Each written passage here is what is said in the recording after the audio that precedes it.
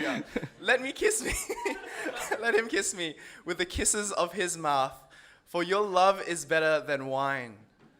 Your anointing oils are fragrant. Your name is oil poured out.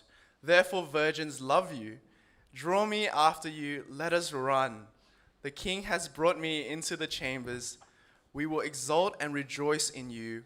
We will extol your love more than wine. Rightly do they love you. I am very dark, but lovely, O daughters of Jerusalem, like the tents of Kedar, like the curtains of Solomon. Do not gaze at me because I am dark, because the sun has looked upon me. My mother's sons were angry with me. They made me keeper of the vineyards, but my own vineyard I have not kept. Tell me, you whom my soul loves, where you pasture your flock, where you make it lie down at noon.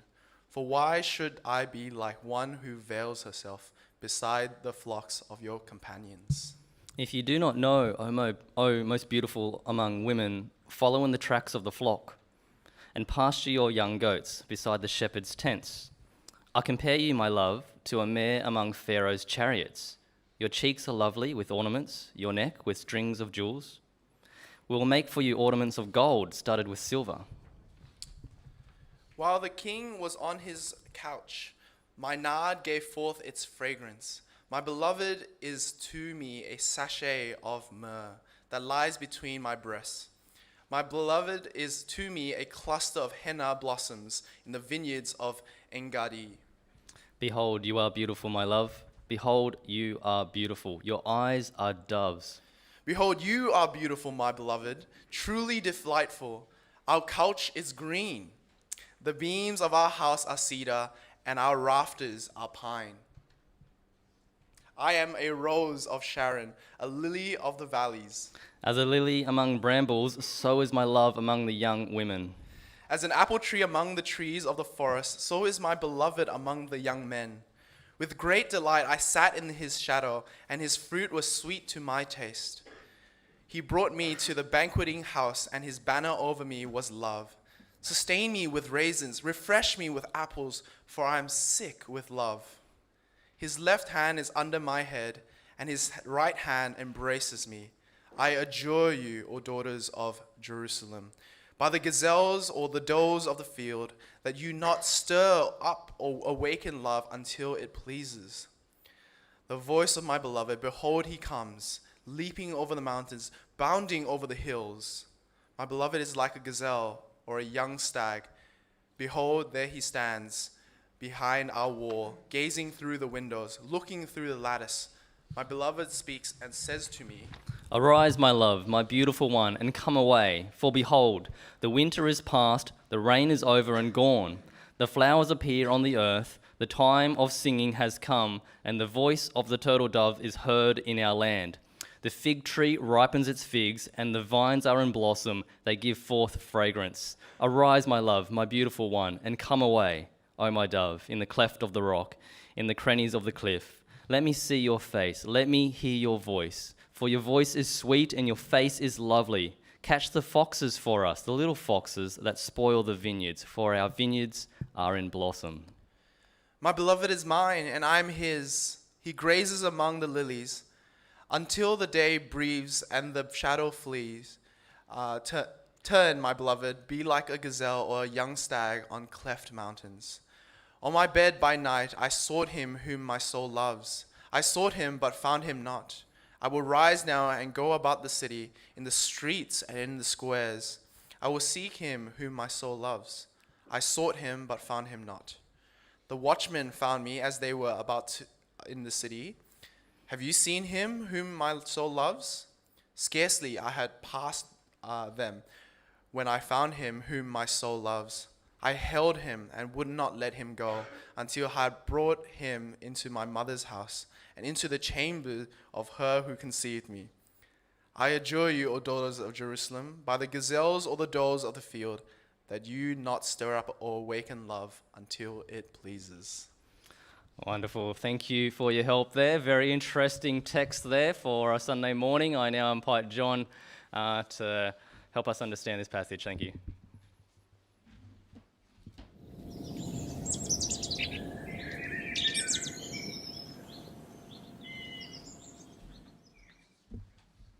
everyone. I'm pretty excited to be taking you through what I hope is a really interesting series. We're going to go through it as a series of 3 acts followed by an epilogue. And the first three sermons will really stay contained in Song of Songs itself and all the themes that it raises. And then the last one, we're going to try and think bigger about the book and see how it draws us to Jesus and the wider Bible as well. So as Andrew mentioned, if you have one of the booklets, it'll make it much easier to follow the sermon because in them you've got my own voicing breakups for who's speaking where.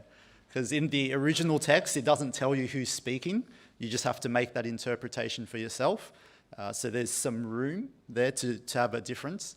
And having worked through the translation, I think what I've given you makes the most sense. So it'll be easiest to follow with the booklet. And then, as Andrew mentioned, we'll have Q&A as well, time permitting. So throw your questions onto Padlet. It's all anonymous. Hopefully you have lots of questions. It's a really interesting topic, but you can ask them without being too embarrassed. All right, so let me pray, and then we'll get into the book. Father, your word is sometimes very strange to us, but it's always wonderful. So we ask that you would show us the wonder in your word today. Help us to understand what you say about these things. And we ask that it would change our hearts. We pray this in Jesus' name. Amen. Okay. So somewhere near the middle of the Bible, there's this book that's often unread. It's a song, actually, that's often unsung. And it sings about this garden of her. It sings about a garden that belongs to a lover and her beloved. And then even though it's in God's word, we're a bit hesitant to read it because it's a bit risque. And there's words in there that would make a grown man or a grown woman blush, probably make a teenager blush too. And there's these images actually in there, and there's language in there that's really on the edge of being scandalous. And that's why it feels out of place in the church. I'm going to say some words that will sound out of place in church today. And it's maybe why we don't really touch on this book throughout our lives. We don't preach on it. We don't do Bible studies on it. But that's also why on the inside, you're secretly curious and excited about this sermon series. So this song is untamed, and it's so different that you kind of can't help but wonder what God is actually saying in it. So in this series, we're going to dive in. We're not going to be too shy about these words. Because God says these things, and so we have to deal with what he says. And really, the content of this book is pretty much R-rated. It's R-rated, more than you can see. But as we handle it, just knowing who's in the congregation, there are some young people, we'll try and keep it kind of PG, or maybe like push M15 plus sometimes. Mostly PG. So in the opening verse of this book, it calls itself the Song of Songs. It's a claim that this is the most melodic song, the most touching, the most moving song, right? The greatest song of all songs. It's like the Holy of Holies is the most holy place of all the holy places. Jesus, the King of Kings, is the highest king of all the kings. So this song is the greatest song of all the songs. And of course, the greatest song of all the songs can't be about something mundane like watering plants or cooking dinner. It's got to be about something grand. But it can't be about power or money because that's just too empty. The greatest song of all the songs has to be about love. It's the only thing that works. It's the only thing that moves this world. And it makes everything that we do worthwhile. In the opening, it also says this is a Song of Solomon, but that's very vague. It could be written by Solomon, it could be about Solomon in the style of Solomon, dedicated to Solomon. There's 100 options about what this means. And then even if you figure that out, does it mean that this is of Solomon positively? Because he's known for his wisdom. He was wiser than anyone else was in the world. And so it'd be good to hear from him in the greatest song of all songs. Or does it mean of Solomon dimly? Because even though he was the wisest amongst all men, he's known for being consumed by love. It says in Kings that he had 700 wives and 300 concubines, and they led his heart astray. So there's all these mysteries about this book. And that's because at the heart of this book, or the heart of this song, is filled with fruit and filled with animals and aromas and metaphors and hopes. And all of that makes it really easy and beautiful to listen to, but very difficult to understand. So some hear this song as an ode to love between a husband and a wife, and then some hear it as a dirge that kind of leads to death. Some hear that there's two lovers in this book, and then some hear a cunning third lover. So it's this long and complex book. There's all these mysteries about it. And in any given week, you might feel like I've missed something or I haven't said something. I should have reduced the intensity or increased the intensity. But bear with me as we go through this series, these 4 weeks. The song speaks slowly. And everything you're thinking, the song will probably say, but just in its time. We'll just have to let the song get there. So over the 4 weeks, we're going to enter into this garden of the lover and the beloved. And we're going to pore over all these things, and we're going to encounter some uncomfortable things, but we're going to see what God teaches us about love, and I think we'll be transformed by it. So Act 1. The story starts in verse 2, when we hear the voice of a woman, probably young, definitely in love, and she's speaking about love. But it's in a language that our modern Christianity doesn't expect. There's no words like commitment or sacrifice or submission, nothing like that. Instead, she uses language of the senses. Let him kiss me with the kisses of his mouth. This love isn't like the love that we normally talk about at church. It's love that's unbridled and awakened. The word for love in this verse can refer to actually the act of sex itself. And in the context, it probably does here. The physical touch of his love, she's saying, is better than wine.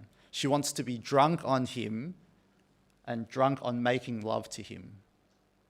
And she wants to be close enough to him to smell his fragrances. She's carnally in love with him, and she's not ashamed by it. But while she's already absorbed in the love of her beloved, she's still also searching for it. She loves him, but she doesn't have his love. And in verse 4, she longs to be taken away with him, but something stands in her way. She's dark, but lovely. Darkened skin was often a sign of low class or low worth, but she says, look more closely at me. There's such things in the world that are marred by darkness, but are also lovely, like the tents of Kedar, like the curtains of Solomon. She's also one of these things that falls into that category. It's a really strange category, dark but lovely. And so she pleads to her beloved, don't just look at my darkness. It's only because I've lived a hard life that was out of my control. There was this vineyard, right, a worldly symbol of fruitfulness and of joy and fulfillment, but it wasn't hers, it was someone else's vineyard. And she was forced to tend to it. And it was a punishment imposed on her by her mother's sons. That's a phrase that probably doesn't mean her blood family, but the men of Israel. So the mother is Israel, and then the sons of the mother are the men of Israel. And for an unknown reason, she was looked down upon by them, and she was forced into manual labor. And so she slaves away under the sun, and her skin becomes dark, and her life becomes pitiful. But her real tragedy is that she's been so long in the sun looking after someone else's vineyard that her own vineyard withers. Her own source of joy and delight, not a physical vineyard, but her sexuality as a young woman withers. She's neglected herself and her love sits there withering. So she's complex, she's contradictory, and she's filled with desire. She loves deeply, but she feels totally unworthy. So she's something like all of us, especially all of us when we were filled with youth, or are filled with youth for the young people.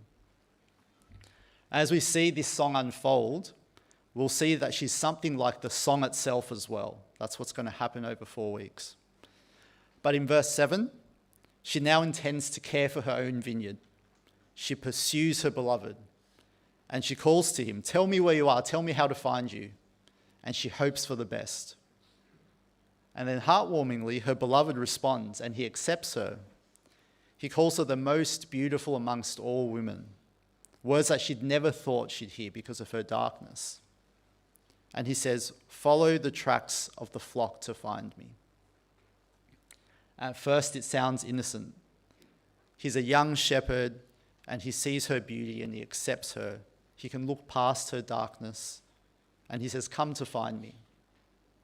But his response is actually as filled with physicality as her question is. So the word for tracks is actually used in other parts of the Bible as a euphemism for male genitals. So follow the genitals of the sheep to find me is what he's saying. So his intentions for her aren't that deeply hidden. To him, she's like a lone mare amongst Pharaoh's chariots, a stable of the fastest and strongest stallions in the world, and she's the lone woman amongst that stable.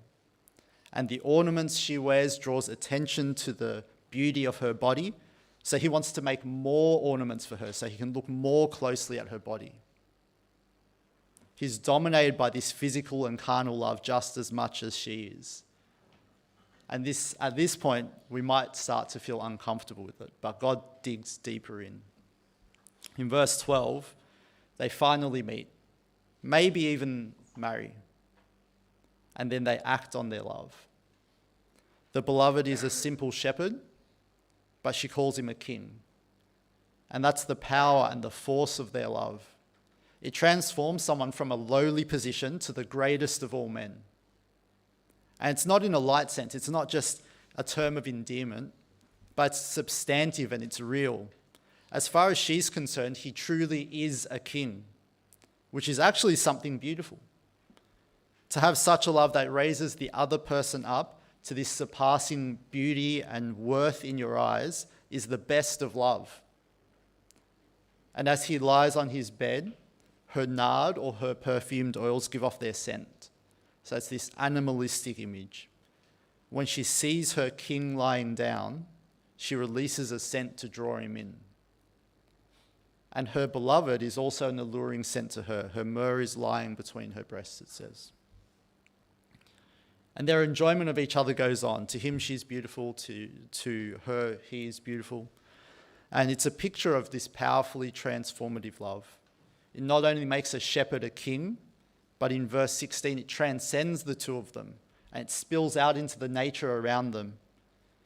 They're both probably poor and they make their life in the fields, but their love transforms the fields of grass where they meet into a kingly couch and a canopy of trees into a palace.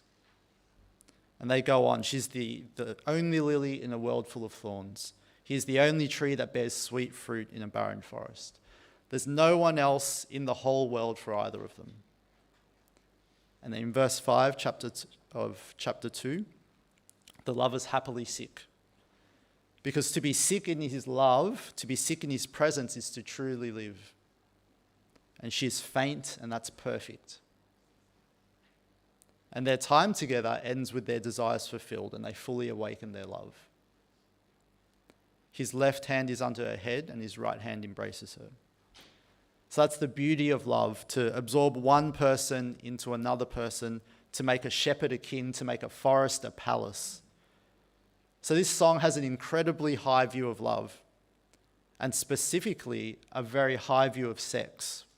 It's good, and it's desirable, and it's transformative. And that would be a beautiful place to end a song about love. But this is the Song of Songs, so this is only the beginning. She's in his arms, but now in verse 7, she adjures the hearers of the song. So the young women of Jerusalem are the ones hearing this story, and she adjures them to make an oath, to swear by the gazelles and the does of the field, to not awaken love until it pleases. So what does it mean to awaken? What is love? What does it mean when it pleases? That's all unclear for now, but what's clear is the sincerity of her plea. She's begging them, do not awaken love. But why? Love sounds amazing. We want more love. We want to feel that love. And we want to unleash it in the world and transform the world as well. So why restrain it? The next verse of the song jumps forward to another time. The beloved's no longer with the lover.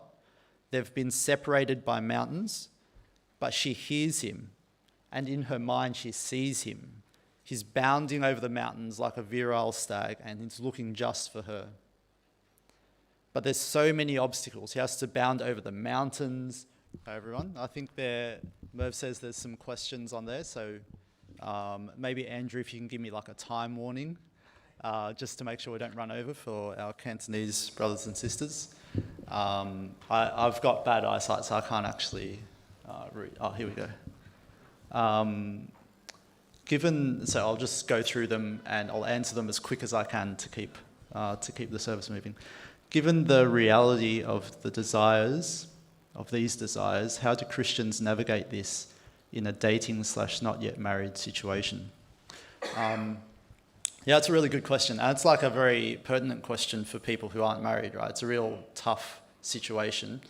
And I think my encouragement for that is that we are able to talk about this. So one of the hardest things I think about being single and having these desires is that you don't feel like you can tell anyone. Like, who can you tell that actually sex is a desire that you have, if that's what this person means by these desires?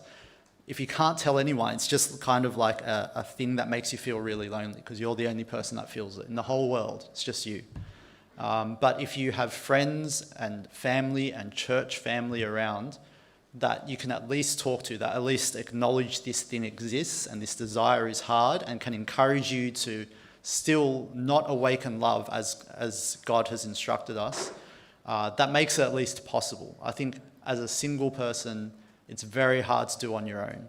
But as a single person with friends and with family who can openly acknowledge this and can talk about it, and when you have those rough desires, that makes it doable.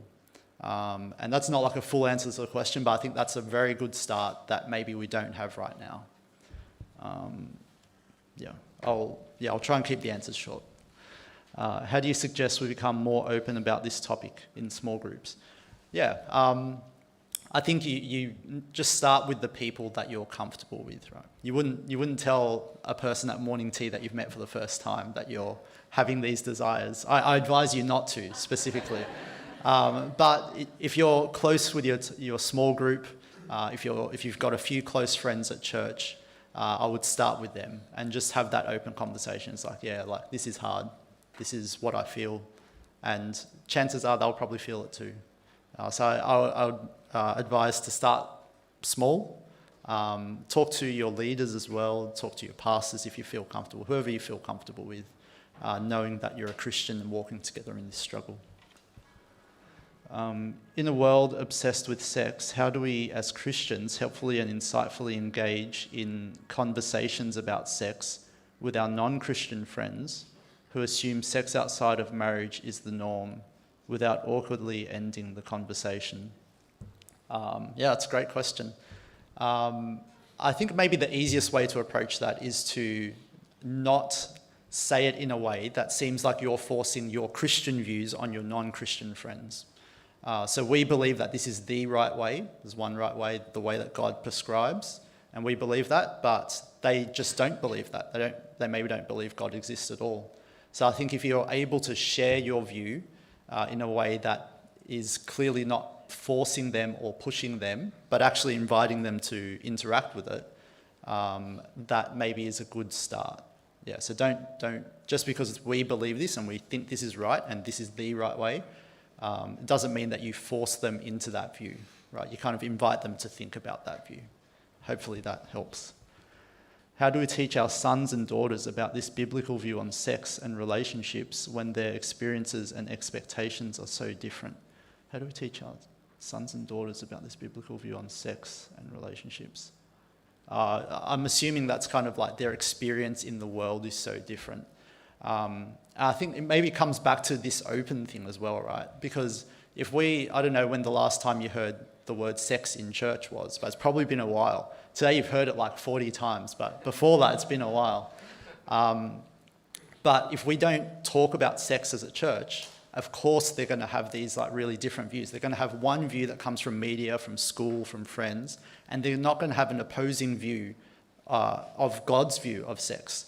The thing that we need to do is present God's view as the best view and let it be attacked and let it stand on its own strength. I think this comes back to us just talking about it again as a church, as parents to children, as brothers to sisters, as friends to friends. We just need to, this is such a big topic in the world, right? Everyone is engaged with this topic, and I think we're probably too silent on it based on how big it is. Is Song of Songs really the Song of Songs? Why doesn't Jesus... Oh, that's a great question. Yeah, so Song of Songs is one of two books that are never quoted in the New Testament. So Song of Songs and the other one's Esther, I believe. And why doesn't he ever... So this comes down to my view on the theology of Song of Songs. So a lot of people view Song of Songs as an analogy of Christ's love to the church, or actually God's love to Israel. And often when Jesus talks about God loving Israel or Jesus loving the church, he has the opportunity to quote Song of Songs about in this way, saying this is a parallel theology or an analogy, but he doesn't. And so I think the reason why he doesn't quote it is because the topic, like the topic of sex itself, is just not on his mind in this way, right? He's talking about other things, and so he doesn't draw on this book because he's just not talking about the topics of this book. And there's some deep theological discussions about what, like, should a book be in the Bible if Jesus doesn't refer to it, or one of the New Testament writers doesn't refer to it. And it's a whole other thing that I can't get into now, but it's very exciting. So whoever it was, come and talk to me after. I want to talk about this. But I think it's just not a topic that Jesus talks about. I think this book is specifically about sex and specifically about love, and Jesus just doesn't really talk about that stuff in detail, so he doesn't really quote it, I think. How do we discern between good sexual desires and sinful lust? Or, yeah, how do we discern? I think it's the trajectory it draws you towards. So if, like, sexual lust is a thing that would...